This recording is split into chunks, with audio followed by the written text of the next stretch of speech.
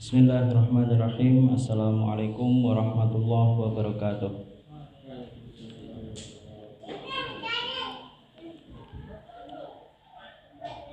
Alhamdulillah. Wassalatu wassalamu ala Rasulillah wa ala alihi wa man walah. Asyhadu an la ilaha illallah wahdahu la syarikalah wa asyhadu anna Muhammadan abduhu wa rasuluhu la nabiyya ba'dah. Amma ba'da. Melanjutkan pembahasan kita tentang syarah akidah Tahawiyah, syarah Ibnu Abi Isa Al-Hanafi.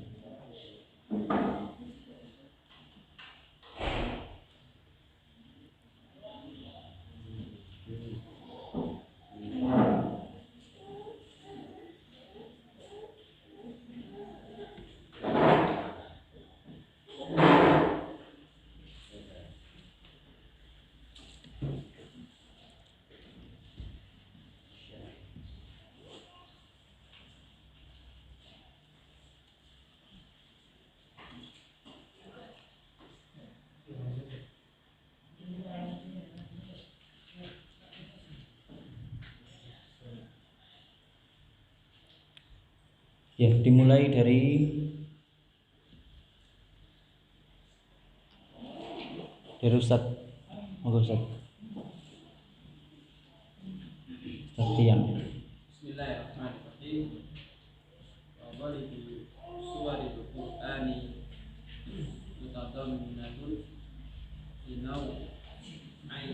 linaw'i tauhid bal kullu suratin fil Qur'an fa inna Qur'ana fi imma khabarun 'anillahi wa asma'ihi wa sifatihi fa huwa tauhidul ilmiyyul khabari. Ya, kalimat linau ayyid tauhidi itu ada yang di mahdzuf ya. Aslinya gimana coba itu? Hah? Kalimat itu loh, linau ayyid tauhidi. Linau ayyid tauhidi itu ada yang dihapus, ada yang mahdzuf. Aslinya gimana coba itu?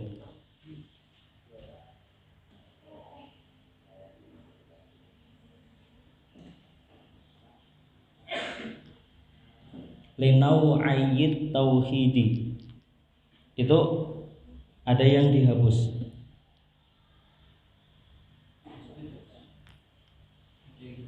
Ya, di itu ada yang dihapus. Aslinya gimana itu? Linau ayyid tauhidi.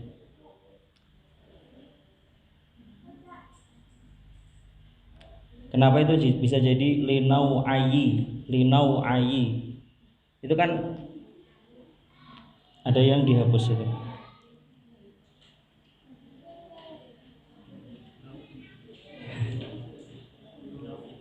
Aslinya kan nauun kan itu. Kok jadi bisa jadi ada yaknya itu? Kan berarti ada yang nun. Ya, aslinya gimana berarti? Ya, aslinya linau aini.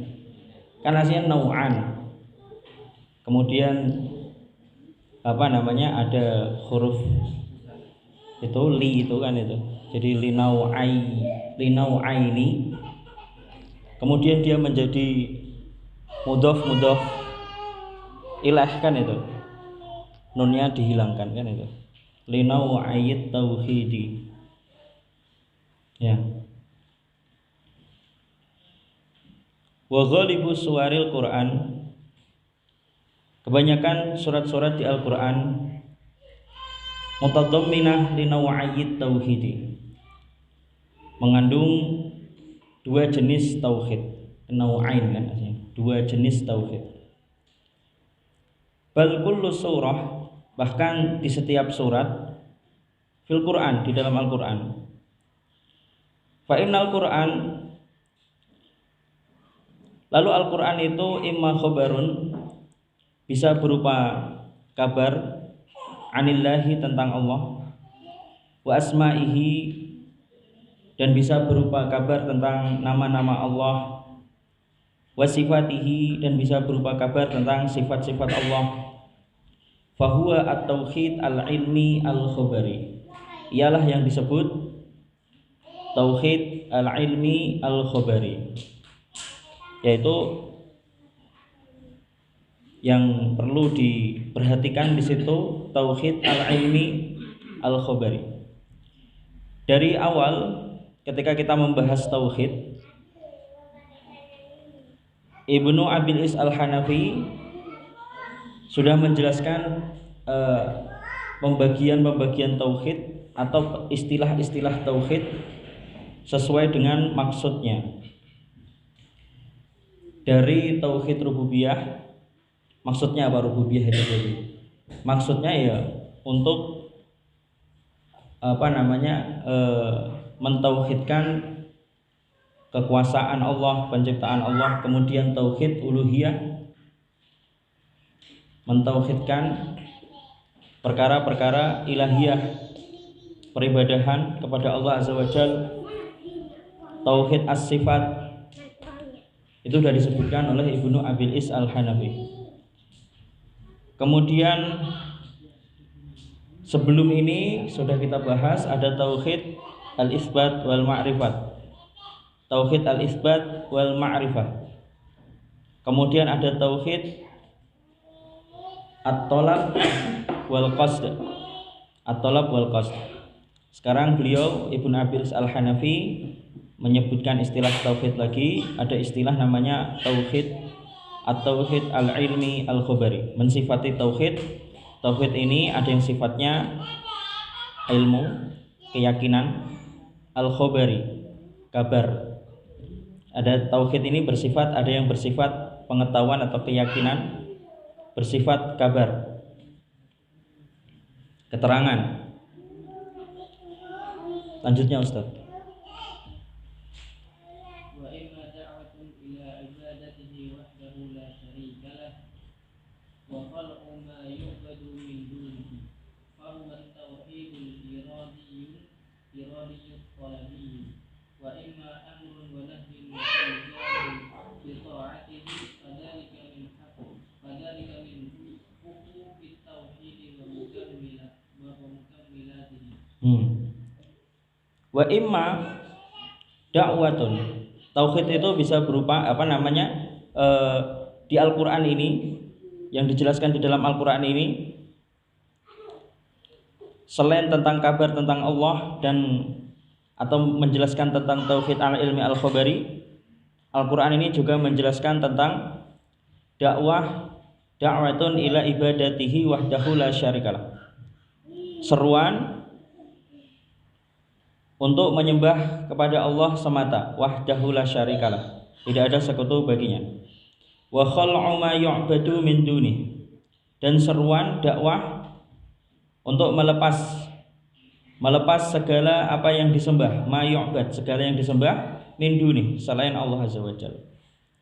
Fahuwa at-tauhid al-iradi at-talabi, ialah at-tauhid al-iradi yang sifatnya al-iradi, inilah keinginan, tauhid keinginan atau kehendak.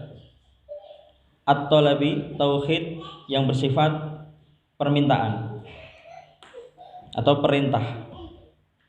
Permintaan ini kalau Allah, permintaan Allah ini yang berarti maksudnya perintah. Atau kalau dari kita ke Allah Azza wa Jalla itu maksudnya doa. Jadi tauhid ini Al-Qur'an ini selain menjelaskan tentang tauhid, di Al-Qur'an itu juga menjelaskan tentang dakwah menyembah Allah semata dan dakwah untuk melepaskan dari segala yang disembah selain Allah Azza wa Jalla. Atau ini disebut tauhid al-iradi at-talabi. Inilah tauhid al-iradi at-talabi. Menyembah Allah semata dan melepaskan diri dari segala yang disembah selain Allah Azza wa Jalla. Wa imma amrun wa nahyun wa ilzamun bi ta'atih. Dan Al-Qur'an ini bisa berupa perintah dan larangan, wa ilzamun dan kewajiban taat kepada Allah Azza wa Jalla, fadzalika min huquqit tauhid wa mukammilatihi. Maka itulah yang disebut atau itulah yang diantara hak-hak tauhid dan penyempurna tauhid. Ya, ini perlu digaris bawahi di sini. Tadi ada tauhid al-iradi atau labi di paragraf itu penting, pengetahuan baru kan itu, atau pengetahuan faedah tentang tauhid. Tauhid itu ada yang sifatnya iradi, ada yang sifatnya tolabi. Kemudian di sini dijelaskan di dalam tauhid itu ada hukukut tauhid dan mukammilat tauhid. Yaitu hukukut tauhid dan mukammilat tauhid itu terdiri dari tadi perintah, larangan, dan kewajiban taat kepada Allah Azza wa Jalla. Inilah yang disebut di antara hak-hak tauhid dan penyempurna tauhid. Perhatikan di situ. Hukukut tauhid, hak-hak tauhid. Apa yang dimaksud hak-hak tauhid? Hukukut tauhid yang dimaksud di sini diantaranya adalah rukun tauhid. Jadi tauhid itu ada haknya yang harus dipenuhi. Sebagaimana jenengan itu, misal jenengan itu orang tua, jenengan itu bapak, seorang bapak. Kemudian jenengan punya istri dan punya anak. Anak itu punya hak. Kemudian istri itu punya hak. Istri punya hak, suami berarti apa? Mukobilnya hak itu apa berarti? Kewajiban. Sama, Allah itu punya hak yang harus dipenuhi. Yang memenuhi hak itu adalah manusia, hamba-hambanya. Kita ketika memenuhi hak itu sebagai kewajiban. Makanya hukukut tauhid itu yang dimaksud diantaranya adalah, kalau lebih dirinci lagi, di dalam kewajiban tauhid itu ada yang paling asas, itu rukun tauhid. Yang paling asas itu rukun tauhid. Kalau tidak ada, tauhidnya hilang. Itu rukun tauhid. Itu dijelaskan Syekh Abdullah As-Sa'ad ketika menjelaskan kitab Tauhid, syarah kitab Tauhid, syarah kitab Tauhid Muhammad bin Abdul Wahab. Yang dimaksud hukukut tauhid dan mukammilat tauhid itu dijelaskan Syekh Abdullah Sa'ad. Ada rukun tauhid, kemudian ada wajib tauhid, kemudian wujubut tauhid ya. Kalau bentuk dalam masdar kan itu, wujubut tauhid. Kemudian ada mukammilat tauhid. Itu berarti apa? Kalau setelah wajib berarti apa? Sunnahnya kan itu. Penyempurnanya itu maksudnya adalah sunnahnya. Rukunnya, lawannya rukun tauhid itu berarti apa? Pembatalnya kan itu. Pembatalnya tauhid kan itu. Sedangkan lawannya kewajiban tauhid itu apa? Perkara-perkara haram kan itu. Jadi di sini jenengan paham perbedaan antara rukun di dalam tauhid dan kewajiban di dalam tauhid. Seandainya jenengan tidak memenuhi kewajiban di dalam tauhid, masih memiliki usulut tauhid, masih memiliki usulut tauhid atau rukun tauhid, asas tauhid kan itu.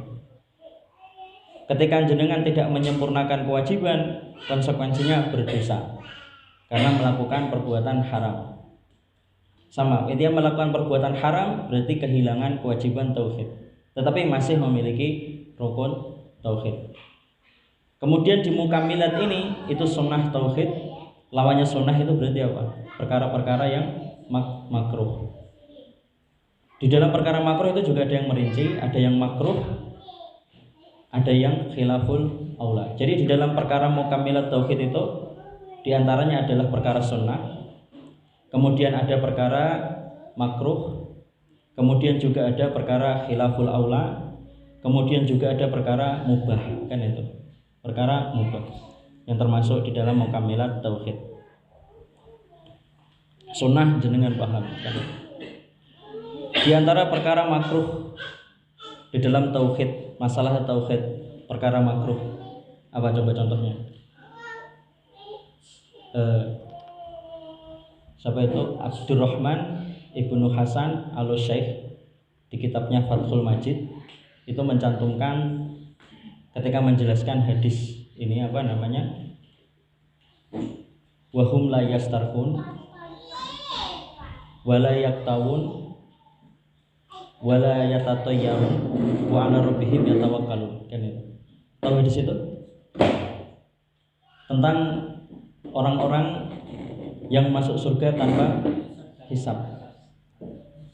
Ciri-ciri mereka la yatatayyarun, tidak tatayur, wala yastarqun, yastarqun meminta ruqyah, wala apa? Wala yaktawun, kan itu. Wala yaktawun, tidak meminta disundut api untuk menghilangkan rasa sakit. Wala yaktawun. Kalau sekarang ya dunia medis tuh ya laser itu seperti itu. Kalau sekarang kan berobat dengan inti panas sekarang banyak kan itu. Kemoterapi kan itu. Itu kias dari kayak kan itu kalau di dunia medis sekarang. Jadi kayak kemoterapi terus di laser kan itu. Pengobatan dengan laser. Itu semua pengobatan makruh aslinya kan itu. Intinya kayak itu kalau dikiaskan di dunia medis sekarang ya setiap pengobatan yang ada dampak buruknya, ada dampak buruknya, ada konsekuensinya kan itu. Makruh. Dan itu semua perkara-perkara makruh itu tadi masuk dalam perkara tadi mukammilat tauhid. Makruh, perkara-perkara makruh di dalam tauhid. Yang tidak meminta ruqyah, orang yang tidak meminta ruqyah sabar terhadap penyakitnya, maka apa? Tauhidnya semakin mulia kan itu. Semakin mulia semakin sempurna kan itu. Tetapi kalau minta ruqyah maka enggak masalah kan itu. Ada yang mengatakan itu makruh, ada yang mengatakan itu khilaful aula meminta ruqyah. Syekh Shalih Fauzan bilang sendiri ketika ditanya, ketika menjelaskan syarah Fathul Majid, kalau enggak di Masjid Nabawi kalau salah, itu jelaskan hukum meminta ruqyah makruh kan itu. Ulama sepakat hukum meminta ruqyah itu makruh, sepakatan ulama, semua madzhab kan itu. Jadi yang bilang meminta ruqyah haram itu keliru kan itu. Karena terkesan meminta ruqyah itu haram. Itu salah. Kalau saya pribadi ngambil pendapat yang mengatakan khilaful aula, meminta ruqyah itu khilaful aula. Khilaful aula itu beda dengan makruh. Khilaful aula itu sesuatu yang mulia menyelisihi perkara yang lebih mulia kan itu. Itu khilaful aula. Kenapa kok enggak dikatakan makruh? Karena enggak ada larangan meminta ruqyah kan itu. Enggak ada, Rasulullah enggak ada mengatakan hadis larangan meminta ruqyah. Perintah meminta ruqyah juga enggak ada nasnya. Saya tidak menemukannya, pernah menelitinya, mengkajinya, enggak ada. Rasulullah memerintahkan meminta ruqyah itu enggak ada, melarangnya juga enggak ada.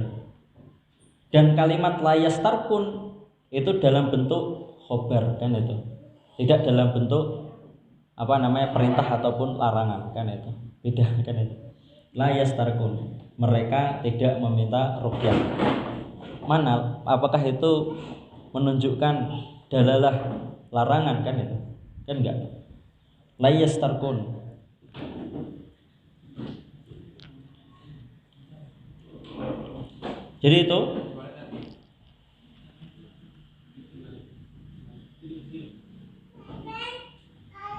Jadi itu di dalam hal ini, di paragraf ini ada yang perlu digarisbawahi, yaitu at-tauhid al-iradi atau labi.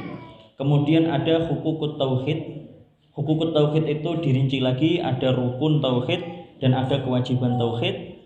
Wa mukammilat tauhid itu terdiri dari ada perkara sunnah, ada perkara makruh, lawannya sunnah itu makruh.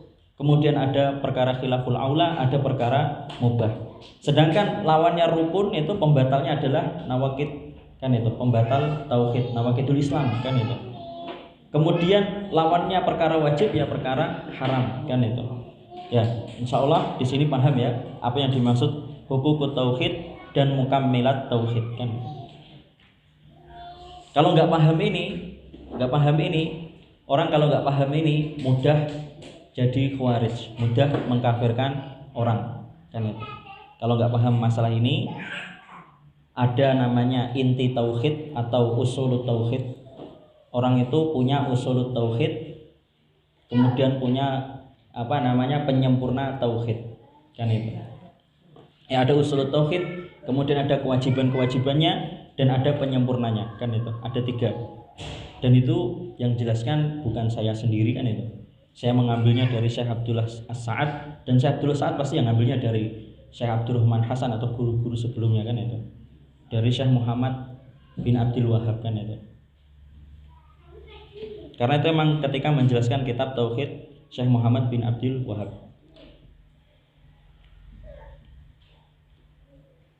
Lanjutnya Ustaz. Siapa berarti?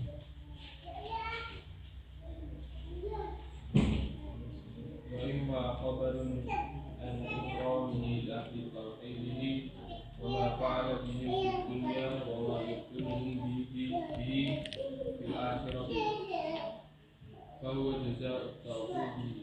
وإما خبر عن أهل الشرك وما فعل بهم في الدنيا من النكر وما يحل بهم في الإقبال والعذاب فهو جزاء من رجع للتوحيد. Dan bisa berupa di dalam Al-Quran itu bisa berupa kabar, wa imma khobarun, bisa berupa kabar an ikramihi, tentang pemberian Allah li ahli tauhid, kepada ahli tauhid kan itu, yang mentauhidkan Allah. Wa ma fa'ala bihim, dan apa yang dikerjakan Allah terhadap mereka, apa yang diberikan Allah kepada mereka fid dunya, selama di dunia. Wa ma yukrimuhum bihi fil akhirah, dan apa yang diberikan kepada mereka, diberikan Allah kepada mereka kelak nanti di akhirat. Fahuwa jaza'u tauhidi, dan itulah yang disebut jaza'u tauhidi, atau di sini bisa disebut istilahnya fadilah tauhid. Jaza'u tauhid itu maksudnya adalah fadilah tauhid.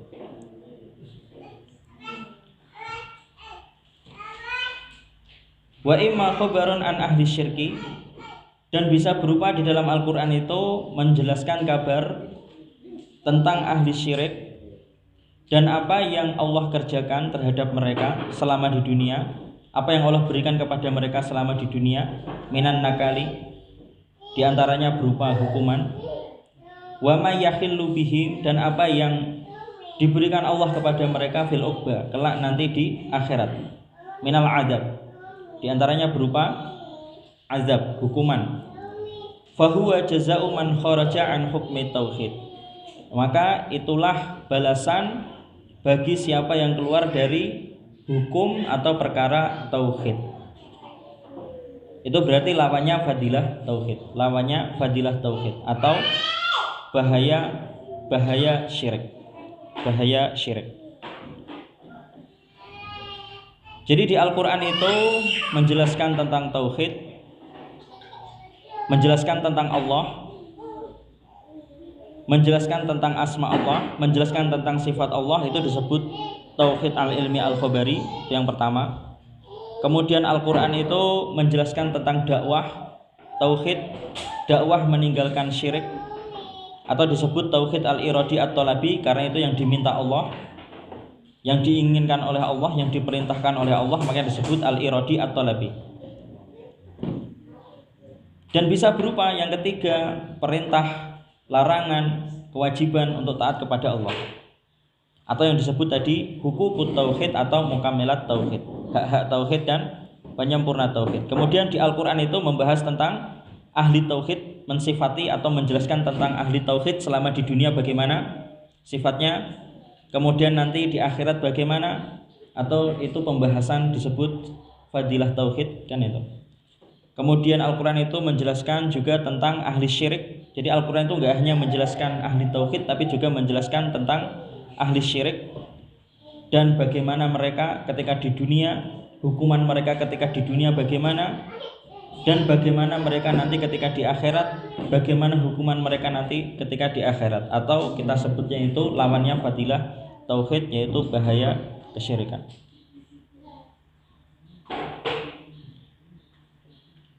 Lanjutnya Ustaz.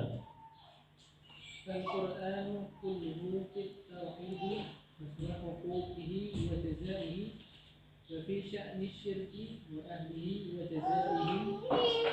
Alhamdulillahi rabbil alamin. Al-Fatihah. Ya. Ar-Rahmanir Rahim. Al-Fatihah. Tauhidul Maliki Yaumiddin. Al-Fatihah. Tauhidul Iyyaka na'budu wa iyyaka nasta'in. Al-Fatihah. Tauhidul Ihdinas siratal mustaqim. Al-Fatihah. Tauhidul mutadamminun bisu'al hidayati ila tariqi ahli tauhid alladzina an'amta 'alaihim. Al-Fatihah. Ghairil maghdubi 'alaihim waladdallin. Al-Fatihah. Alladzina faraqu tauhid. Ya. Al-Quran, maka Al-Quran kulluhu fit tauhid, semuanya membahas tentang di dalam pembahasan tauhid. Wa huquqihi, dan membahas tentang hak-hak tauhid. Wa jazaihi, membahas tentang balasan tauhid. Wa fi sya'ni syirki, dan juga membahas tentang perihal kesyirikan. Wa ahlihi, membahas tentang pelaku kesyirikan. Wa jazaihim, membahas tentang balasan mereka, balasan untuk yang melakukan kesyirikan. Alhamdulillahirabbil alamin, maka ayat ini firman Allah Subhanahu wa taala, firman Allah alhamdulillahirabbil alamin itu tauhid. Ar-Rahmanir Rahim itu tauhid. Maliki Yaumiddin itu tauhid. Iyyaka na'budu wa iyyaka nasta'in itu tauhid. Ihdinas siratal mustaqim tauhidun mutadamminun li su'alil hidayah ila tariqi ahli tauhid.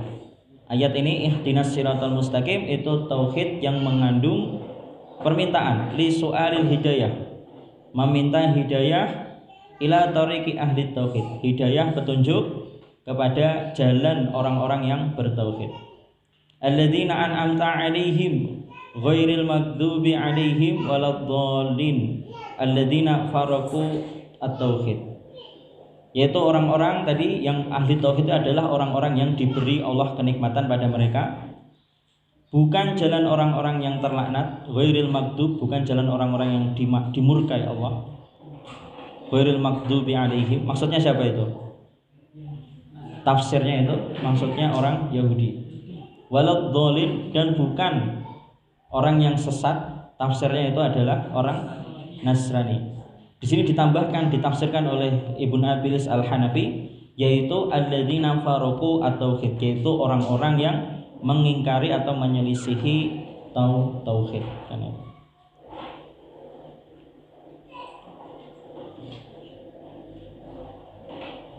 Lanjutnya Ustaz.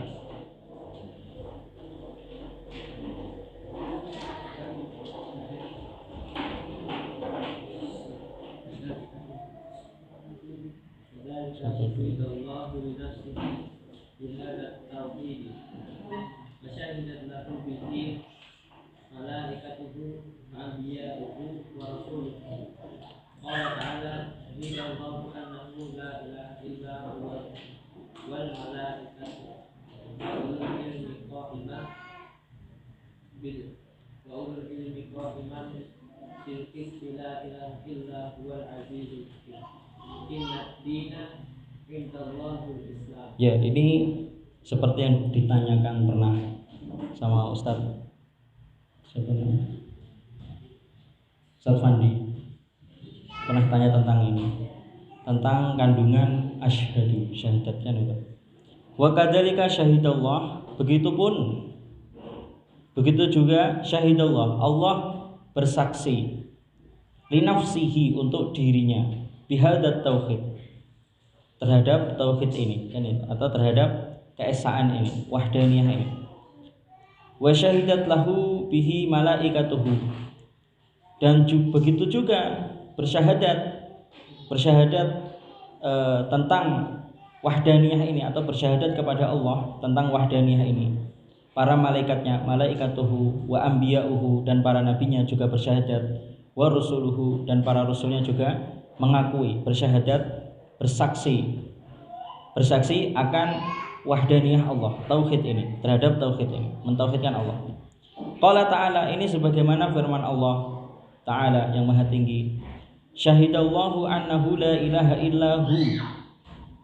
Syahidallah, Allah menyatakan, Allah bersaksi, Allah mengakui bahwasanya Dia la ilaha illahu, tidak ada ilah yang berhak disembah kecuali Dia.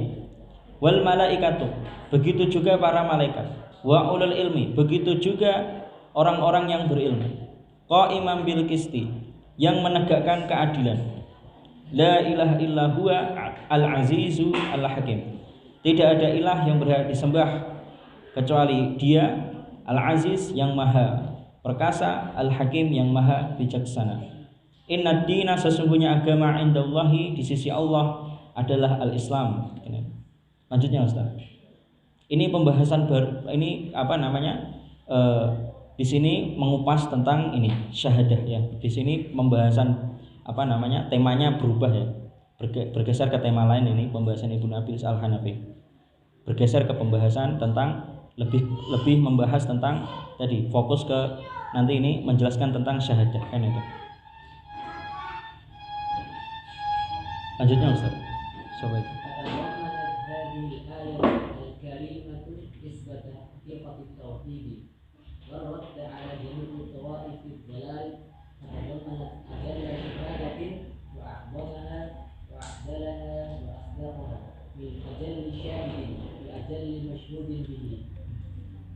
Fatadammanat hadhil ayah al-karimah, maka di ayat ini, ayat yang mulia ini mengandung isbata hakikati tauhid, menetapkan kebenaran atau hakikat tauhid, dan mengandung waradda ala jami'i tawaifid dolal, mengandung bantahan untuk kelompok-kelompok yang semua kelompok-kelompok yang sesat.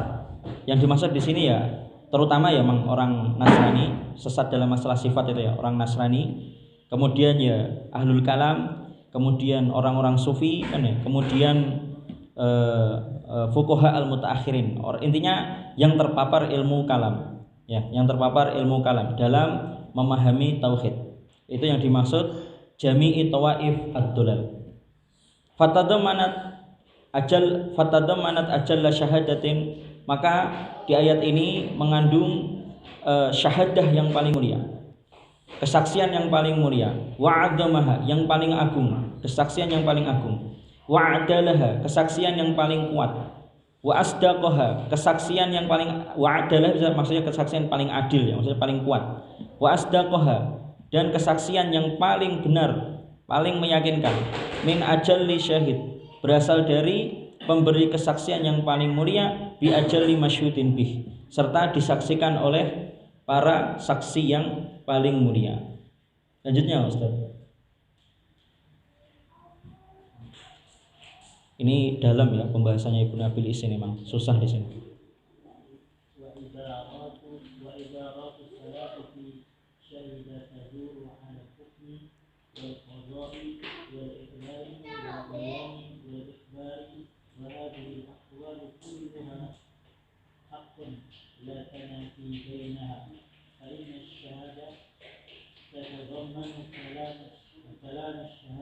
Kam syahid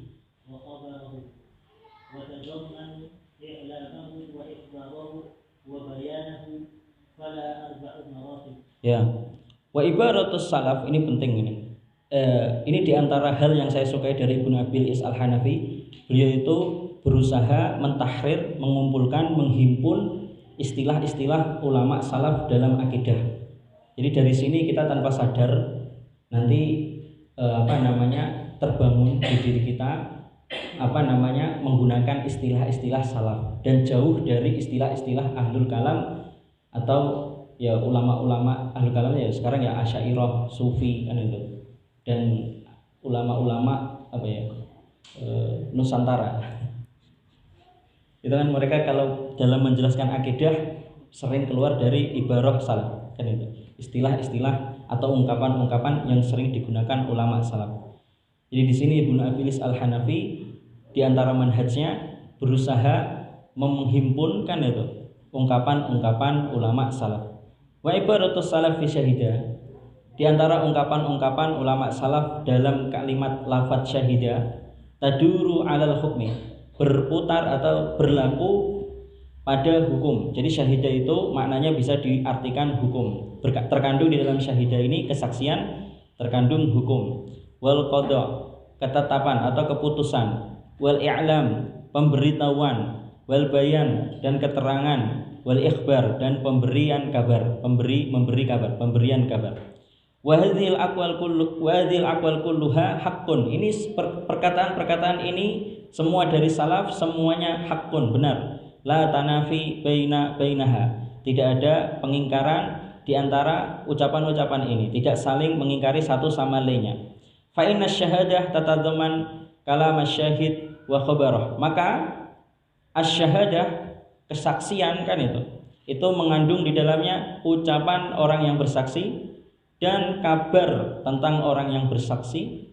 Wa tatadzaman, dan juga mengandung di dalam kesaksian itu apa? I'lamahu, mengandung pemberitahuan atas tentang orang yang bersaksi, wa ikhbarahu, dan pemberian kabar oleh orang yang bersaksi, wa bayanahu, dan keterangan dari orang yang bersaksi. Falaha, maka asy-syahadah itu memiliki arba'u maratib, memiliki 4 tingkatan kan itu syahadah. Jadi syahadah ini, tapi ini khusus syahadah yang ada pada ayat ini, bukan syahadah yang berlaku semuanya, tidak berlaku untuk semua syahadah. Khusus syahadah yang dimaksud di ayat ini, syahadahnya Allah, syahadah tentang wahdaniyah Allah, tentang ketauhidan kan itu.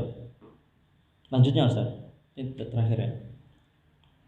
Awalun maratibiha ilmu wa ma'rifatun wa i'tiqadun li sahih li sihhatil masyhuri bihi wa subutihi wa thaniha taqallumuhu bidzalik wa illam yu'lim bihi ghayruhu bal yatakallamu biha ma'a nafsihi wa yaquluha wa yantiqu biha wa yaktubuha wa thalithuha ayyu'lim betul, ayyu'lim ghayruhu bima yashhadu bihi wa yukhbiruhu bihi wa yubayyinuhu lahu wa rabi'uha ayyulzimahu bimafmuniha wa ya'muruhu bihi.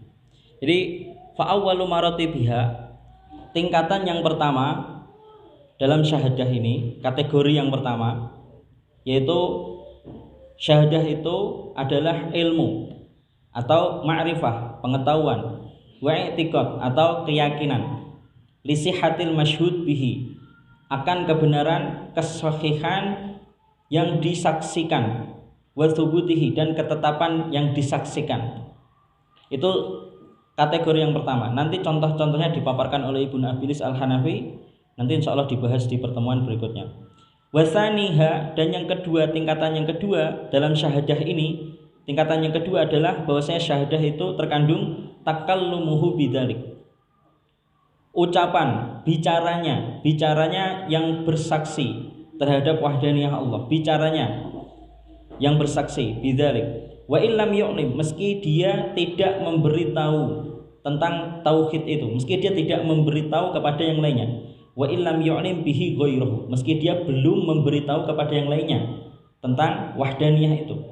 Bal yatakallam, bahkan dia tetap akan tetapi dia pun tetap berbicara biha. Bal yatakallam biha, dia tetap membicarakan tentang syahadah ini, tentang wahdaniyah ini, ma'a nafsihi, kepada dirinya sendiri. Wa yadhkuruha, dan dia menyebutkannya, wa yantiqu biha, dan dia mengucapkannya, au yaktubuha, atau dia menuliskannya. Itu tingkatan yang kedua. Jadi kadang itu kesaksian Allah atau kesaksian itu kadang di Al-Qur'an itu tidak perlu diberitahukan, tidak perlu sampai kepada orang kafir gitu maksudnya. Tidak perlu sampai kepada orang lain. Cukup kepada Allah kan itu. Itu sudah menjadi kesaksian kan itu. Dan yang bersaksi kadang Allah, cuma Allah, malaikat, dan hanya orang-orang yang berilmu kan itu. Dan itu masih tetap mulia kesaksian itu kan itu. Meski belum disampaikan kepada orang kafir, tapi kesaksian itu tetap harus diucapkan kan itu. Diucapkan kepada dirinya sendiri kan itu, kepada Allah sendiri kan itu. Wayadkuruha, dan Allah menyebutkannya, wayantiku biha, Allah mengucapkannya, au yaktubuha, Allah menulisnya kan itu. Kemudian yang ketiga, wasalithuha, tingkatan syahadah yang ketiga, an yu'lim, memberitahu ghairahu, kepada selainnya, bima yashhad, terhadap apa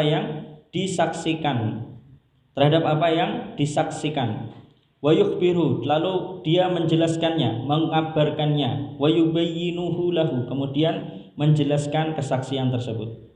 Nanti insyaallah dibahas di pertemuan berikutnya tentang contoh-contohnya ini. Wa rabi'uha, dan tingkatan yang keempat, an yulzimahu, di syahadah ini terkandung di dalamnya adalah memerintahkannya atau mewajibkannya, bimadmuniha, dengan beserta kandungan-kandungannya, wa ya'muraha, dan memerintahkan bihi, terhadap wahdaniyah itu. Saya kasih contoh tentang masalah ini. Jadi ketika Allah bersyahadah,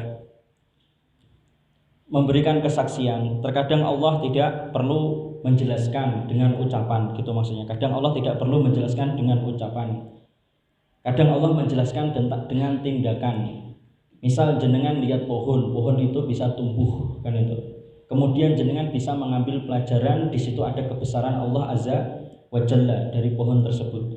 Dari situ jenengan meyakini ada wahdaniyah Allah. Ketika jenengan sampai yakin tentang wahdaniyah Allah itu pada diri jenengan, ketika jenengan paham tentang wahdaniyah Allah, maka apa?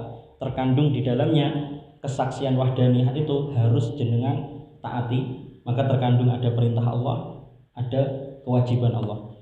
Jadi ketika jenengan lihat awan kan itu, jenengan sadar di situ ada kebesaran Allah, ada kekuasaan Allah. Di situ jenengan sadar ada wahdaniyah Allah. Ketika jenengan sadar ada wahdaniyah Allah, maka konsekuensinya di situ jenengan tahu ada kewajiban dan ada perintah Allah Azza wa Jalla. Itu maksudnya gitu. Yang dimaksud syahadah di sini gitu maksudnya. Dan terkadang tidak diucapkan. Yang mengucapkan syahadah Allah itu berarti siapa? Melalui Rasulnya kan itu. Atau melalui kitab-kitab itu, Al-Quran. Itu yang dimaksud Allah dengan ucapan. Kadang Allah menyampaikan syahadah itu kepada kita dalam berupa ucapan, atau kadang tidak dalam berupa ucapan, dalam berupa perbuatan Allah. Bisa dalam ini alam semesta, awan, tumbuh-tumbuhan kan itu, dan yang lainnya. Insya Allah nanti dibahas di pertemuan berikutnya lebih banyak tentang contoh-contoh ini, syahadah ini, tingkatan yang 4 ini. Allahu a'lam bishawab. Subhanakallahumma wa bihamdika asyhadu an la ilaha illa anta astaghfiruka wa atubu ilaik. Jazakumullahu khairan. Barakallahu fikum. Wassalamualaikum warahmatullahi wabarakatuh.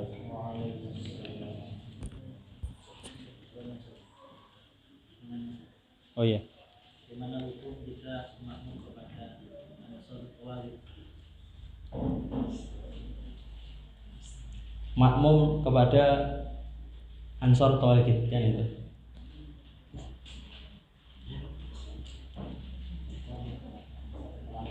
Antum pernah dengar itu enggak? Hadis di Sahih Bukhari. Ada hadis di Sahih Bukhari. Saya nomornya tidak tahu pasti, tapi hadis itu ada di Sahih Bukhari. Saya pernah bacanya, tapi nomornya saya lupa kan itu. Utsman bin Affan itu sholat di belakang ketua Khawarij kan itu. Itu orang yang paling bid'ah dan mungkin lebih parah dari Ansarut Tauhid kan itu. Kepala ketua Khawarij. Ketua Khawarij itu meyakini sahabat itu kafir kan itu. Lebih parah dari Ansar Tauhid kan itu. Dan itu dampak ketua Khawarij itu madorotnya lebih besar dari Ansarut Tauhid kan itu. Itu ada di Sahih Bukhari. Dan Imam Bukhari itu bikin bab. Di bab itu, bab tentang salat, kitabus salat. Ada bab itu tentang itu, hadis itu ada babnya. sholat di belakang ahlu bid'ah kan itu. Hukum sholat di belakang ahlu bid'ah, cetha banget tuh. Hukum sholat di belakang ahlu bid'ah. Utsman bin Affan itu ditegur sama tabi'in. Kamu mau sholat di belakang ini? Ketua Khawarij kan itu, Utsman kan itu. Sholat itu baik kan itu. Artinya dia Utsman bilang gitu, sholat itu baik. Kalau dia pas sholat ya dia orang soleh kan itu. Ketika sholat dia orang soleh kan itu, menghadap kepada Allah Azza wa Jalla. Dia orang soleh, ngomongnya gitu Utsman. Itu Utsman kan itu. Berarti jelas itu. Kalau sholat nggak apa-apa kan itu. Tapi di situ emang ada ulama-ulama yang nggak boleh kan itu. Seperti yang paling keras itu di madzhab Hanafi kan itu. Jadi kalau orang fasik nggak boleh jadi imam. Dan itu dalilnya juga kuat di surat Al-Baqarah kan itu. Nggak boleh kan itu. Menjadikan orang dolim, orang fasik itu memang ikhtilaf ulama. Sholat di belakang. Yang diterapkan mayoritas Ahlus Sunnah wal Jamaah itu nggak apa-apa sholat di belakang orang fasik, imam fasik, sholat di belakang imam ahlu bid'ah selama bid'ahnya itu dia tidak mendakwahkan bid'ahnya kan itu. Bid'ahnya bukan bid'ah mukaffirah, bid'ahnya bukan bid'ah yang mukaffirah.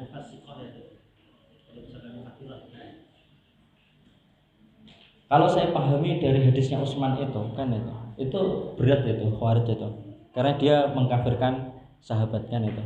Tapi Utsman dari penjelasan hadis itu, syarahnya juga saya baca kan itu. Intinya itu gini, ketika sholat orang siapapun ketika sholat menghadap Allah itu jadi orang baik kan itu, bukan jadi ahlu bid'ah. Orang sholat itu nggak mungkin jenengan sebut orang yang lagi sholat menghadap Allah jenengan sebut orang fasik kan itu. Paham nggak jenengan? Orang ketika sholat imannya lurus kan itu, maksudnya gitu. Dalam kondisi mukmin kan itu orang sholat itu. Masa orang sholat antum sebut fasik kan itu. Itu yang saya pahami dari hadisnya Utsman. Dan itu yang dirojihkan Imam Bukhari kan itu di dalam kitab Sahih Bukhari. Dan saya pribadi kan itu. Kalau ada masjid yang lebih bagus, sholat di masjid yang lebih bagus kan itu. Yang imamnya akidahnya lurus kan itu lebih utama, lebih berkah kan itu. Ya sholat di belakang orang-orang yang tadi akidahnya tidak jelas kan itu, akidahnya enggak jelas. Masuk Islam Nusantara ya. Itu dibahas di kitab kitab Kifayatul Akhyar kan itu. Enggak boleh sholat di belakang di masjid yang imamnya itu akidahnya rusak. Bahkan imam di Kifayatul Akhyar itu ada yang pendapat yang paling aneh kan itu, nggak boleh sholat di belakang madhab Hanafi dan nggak boleh sholat di belakang madhab Maliki. Kifayatul Akhyar ada disebutkan di situ di kitab Kifayatul Akhyar. Tapi saya nggak ngambil pendapat itu kan itu. Jadi memang kalau bisa ya di masjid kalau ada masjid yang lebih bagus kan itu, sholat di masjid yang lebih bagus. Masjid yang lebih bagus berarti itu intinya apa? Imamnya itu akidahnya bagus kan itu, jamaahnya akidahnya bagus kan itu, tidak menampakkan kefasikan, tidak menampakkan kedoliman, itu berarti masjid yang sempurna. Ya intinya semakin sedikit yang dolim, semakin sedikit yang fasik, semakin sedikit yang bid'ah, berarti semakin sempurna kan itu. Kalau nggak ada sama sekali, nggak ada yang nampak, bid'ahnya nggak nampak kan itu, fasiknya nggak nampak kan itu, kedoliman nggak nampak di situ, nggak ada orang-orang yang dolim, nggak ada penguasa-penguasa yang dolim di situ, itu masjid yang bagus kan itu. Wallahu a'lam bishawab kan itu. Tapi tetap kalaupun jenengan sholat tadi di belakang penguasa yang dolim pakai hadis yang ini Utsman bin Affan ya nggak masalah, karena ada dasarnya kan itu, ada dasarnya. Saya gitu kan itu, saya kumpulkan semua pendapat kan itu, saya kumpulkan semua pendapat. Intinya di situ ada yang pendapat yang paling bagus ya tadi. Tapi jenengan kalau berusaha menerapkan yang paling bagus, jenengan kesusahan sendiri kan? Nggak ada masjid yang sempurna kan itu jenengan. Akhirnya jenengan wegah sholat di masjid nanti. Akhirnya gitu. Akhirnya sholat di rumah aja kan itu. Kebanyakan gitu. Akhirnya nggak mau bersosial dengan masyarakat akhirnya.